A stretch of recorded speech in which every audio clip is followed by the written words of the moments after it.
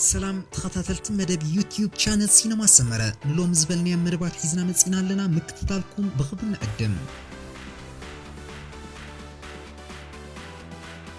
أبزي أوغندا ዝካየድ ዘሎ ናይ 2019 ውድድር ሴካፋ ደቂ ተባዕትዮ ብሬድ ሲ ካመልስ ዝብል ቅጽል ስም ትጽዋዕ ሃገራዊት ጋንታ ኩዕሶ እግሪ ኤርትራ ትማሊ ንቡሩንዲ ሲዒራ ብዓወት ከም ዝጀመረቶ ኣብ እዋኑ ሓቢርናኩም ኢና ሙሉ ነጥቢ ንዝሕፈሰትና እንኮ ሾቶ ዘመዝገበ ተጻዋታይ ሮቤል ኪዳነ ኣብ ሃገራዊት ጋንታና ብግስ እንክብል ብናይ ሾቶ ኣስተዋጽኦ መቕልቃሉ ካብቶም ንብቕዓት ዝተጻዋታይ ኣብ ሕሉፍ ዓመታት ዝረኣኹም እንታይ ኮን ተሰሚዕኩም ህሎም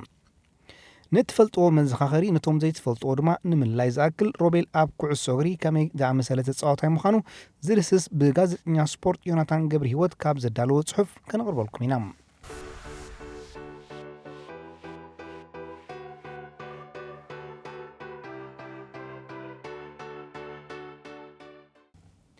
أبي مناين تجمعين مسمر مكفال متكعين كلب دندن بزي تجمع تجلابيتو كتصاوت زر زيارة بتاع عيتي بتبل ساقو زل الروبيل كيدانه أبز حلفة 4-5 عامات أبز باين أهجراين صوتات كعد صغيرة بفولي دميقهم كاب سرايو تصاوتي حدا يوم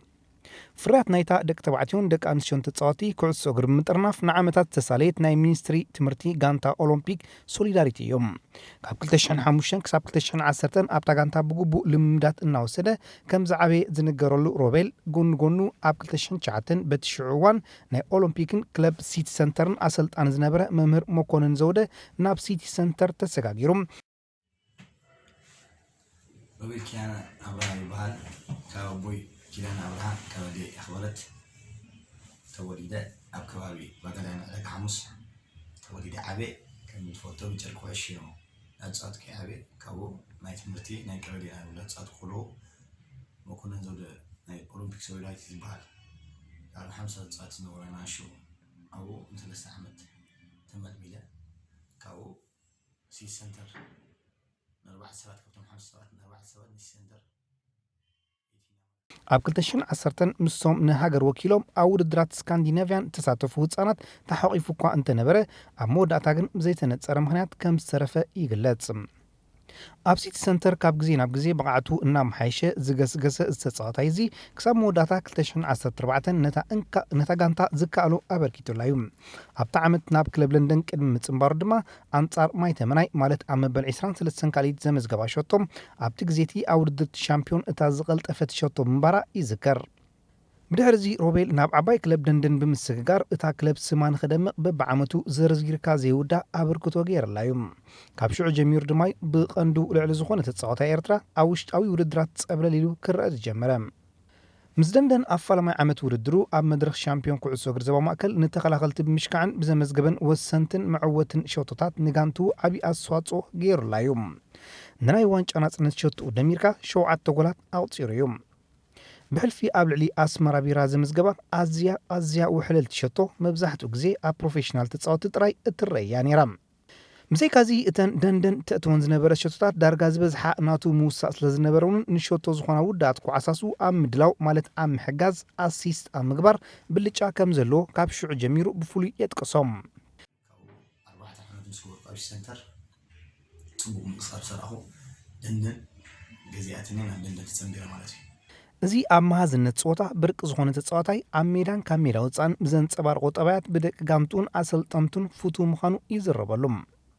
ብዘዘውትሮም ተኣምራታውያን ምንቅስቓስ ንኣንጻር ተኸላኸልቲ ክሓልፍ ዘይሽገርን ብቐጻሊ ካብ ነዊሕ ተረር ተቕላዕት ምዕራም ኣትዓብን ተጻዋታዮም ዒተይ ብዝውንኖም ረቀቕቲ ክእለት ተጠቂሙ ድላይ ክገብር ስለ ዝኽእል ግልቡት ዘይምዃኑ ኣይጽግሞን እዮም እዚ ጉልበት ኣብ ጾታ ኩዕሶ እግሪ ዓጋቲ ከም ዘይኮነ ብዝግባእ ዘመስከረ ድንቂ ኤርትራዊ ተጻዋታይ ምሳ ኣብ 2015 ዝቆመት ሬድሲ ካመልሲዩ ብማልያ ሃገራዊት ጋንታ ናይ መጀመርያ ጾቱ ኣሃዲሉ ኣብ ኣስመራ ኣንጻር ቦትስዋና ኣብ ግጥም መጻሪ ዋንጫ ዓለም ተሳቲፎም روبيل كيدانه أب كلا عمتو دندن أب تاريخ أدمه دهر 13 عمت زود الشامبيون زوا مأكل كدف تتقاس تصاوت عينيرم أبزغت صلاة عمتاتون كوم يقتصيلهم دندن شامبيون قبل النزوبة كومون شامبيون ملا إرتراكوينا بسلوس عود دمي عن عودتن هببتن كلب كإح بحري علاش أب زبلت له عمت كل تشحن 10 شوعاتن عيتي نخت قلصون قالات زحات ركا وعلى جنيروم ኣብቲ ውድድራት ወሰንቲ ሸቶታት ምዝጋቡን ብሰሓቢ ኣጽዋውቱ ኣብ ርእስም ኩልዑን ዝለዓለ ኣመዝጋቢ ሸቶ ሱፐር ዲቪዥን ኤ ዞባ ማእከል ኮይኑ ተሸሊሙ እዮም በዚ ሽዑ ዘርአዮ ብሉጽ ክእለት ድማ ምስ ሓያላት ተቐዳደምቲ ብሽክሌታ ምርሃዊ ቅዱስን ዘመንፈስ ሰሎሞንን ብሓንሳብ ናይ መወዳእታ ሕፁ ብምዃን ንሃገራዊ ሽልማት ብሉጽ ስፖርተኛ ሬድዮ ኑማ 2017 ተመሪፆም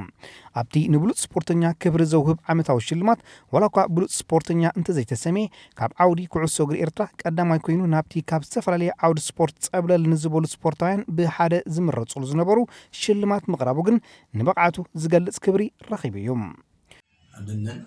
قدامي حميد ما أنتم سلكوا كذا درجة حزنا واتينا أقول لي حمد كا 10 ساعة تشامبيون كوينا مالتي لأن 10 ساعة مثلا وسيلة مالتي كاو المكوا أقول لي حمد كا توب سكور 10 كتير شتات بس أنا زغاو شتو وسيلة مالتي كاو ما يوم ما خا مساعد المرة قدس المنفس توالى جدا أودكم ሮቤል ኣብ ዝሓለፈ 2 ዓመቱን ሓደ ካብ ወሰንቲ ተጻዋቲ ክለብ ደንደን ኮይኑ ካብ ምቕጻል ድሕር ኣይበለን እዚ ተጻዋታይ ምስታ ኣብዚ ዓመት እዚ ንሃገራዊት ጋንታ ናሚብያ ዝገጠመት ሃገራዊት ጋንታ ንምውካል ኣባላ ኮይኑ እኳ እንተነበረ ምስ ቀዳሞት 11 ዘይምስላፉ ግን ንብዙሓት ፈለጥቱ ክእለቱ ዝኾኑ ኣፍቀርቲ ኩዕሶ እግሪ ኣዛራቢ ነይሩ ኮይኑ ግን ሕጂ እንሆ ኣብ ሴካፋ ብወሳኒ ሸጡ ተቐልቂልና ኣሎም ከምቲ ኣብ ክለቡ ዝገብሮ ኣበርክቶ ኣብ ሃገራዊት ጋንታውን ውሕሉልን ተዓጻጻፍን ቅልጡፍን ክእለቱ ብልዑል ወንን ኣስተዋፅኦን ተሰኒዩ ክንርኢ ካብ ዝሓለፈ ዓመታት ኣትሒዝና ብልዑል ትፅቢት ዝተሃንጠናዮ መቸም ብዙሓት ምዃንና ኣየጠራጥርን እዩ ሮቤል ዒተይ ኣብ ሬትሲካ መልስ ብብቕዓት ጀሚሩ ክንሪኦ በቂዕና ብምህላውና ከዓ ንደገፍቲ እዛ ሃገራዊት ጋንታ ኤርትራ እንቋዕ ሓጎሰና እንዳበልና በዓል ውዕለት ሃገራዊት ጋንታና ይግበሮ ንብል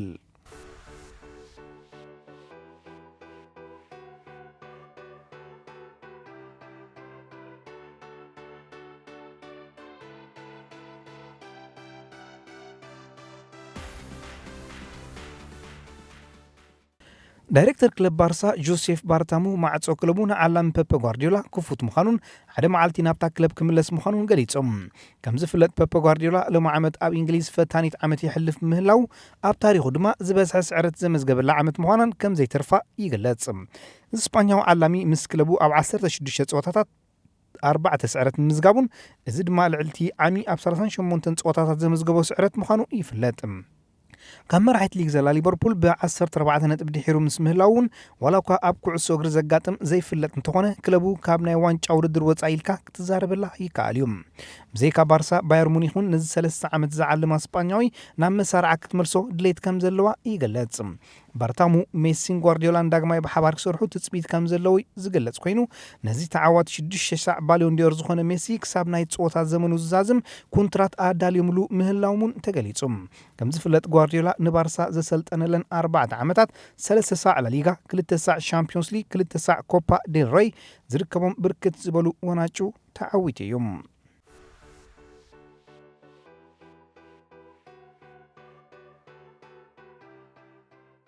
ስፓኛዊ ኣሰልጣኒ ራፋ ቤኒቴዝ ናብ ክለብ ኤቨርተን ክኸይድ ምዃኑ ኣብ ዝውረየሉ ዘሎ እዋን እዚ ዓላሚ ንሊቨርፑል ኣብ ዝዕልመሉ ዝነበረ እዋን ንኤቨርተን ንእሽተይ ክለብ እያ ክብል ብምጉጣዩ ንደገፍቲ ክለብ ኤቨርተን ይቕሬታ ሓቲቱሎም ኤቨርተን ዝሓለፈ ሰሙን ንዓላሚኣ ማርኮ ሲልቫ ድሕሪ ምብራራ ብግዝያውነት ንዶንካን ፈርጉሰን ከም ዝቆፀረቶ ዝፍለጥ ኮይኑ ነዚ ንክለባት ሊቨርፑል ቸልሲን ኒውካስልን ዝዓለመን ኣብዚ እዋን ድማ ንቻይናዊት ክለብ ዳይላን ዮፋንግ ዝዕልም ዘሎ ስፓኛዊ ዓላሚ ናብ ጉዲሰን ፓርክ ከተግዕዞ ከም እትኽእል ብሰፊሑ ይግለጽ ኣሎም እዚ ስፓኛዊ ኣብ 2007 ንክለብ ሊቨርፑል ኣብ ዝዕልመሉ ዝነበረ እዋን ንኤቨርተን ንእሽተይ ክለብ ክብልዩ ጎጢዎም